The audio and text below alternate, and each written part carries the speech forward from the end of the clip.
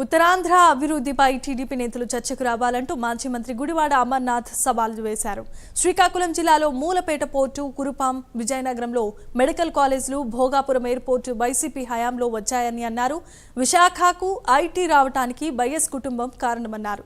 విశాఖకు ఇన్ఫోసిస్ ఎవరి హయాంలో వచ్చింది అంటూ ఆయన ప్రశ్నించారు. తాము తెచ్చిన టీసీఎస్ ను టీడీపీ తమ ఖాతాలో వేసుకుంటోందని ఆరోపించారు.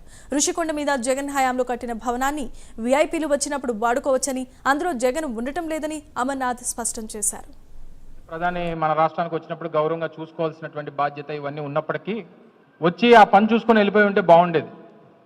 కానీ జగన్మోహన్ రెడ్డి గారి ప్రభుత్వం మీద, గత ప్రభుత్వం మీద లేనిపోయినటువంటి ఆరోపణలు, రాజకీయ ప్రసంగాలు, రాజకీయ విమర్శలు చేసి నిన్న అబాస్పాలైపోయినటువంటి సందర్భాలు కనబడతా ఉన్నాయి.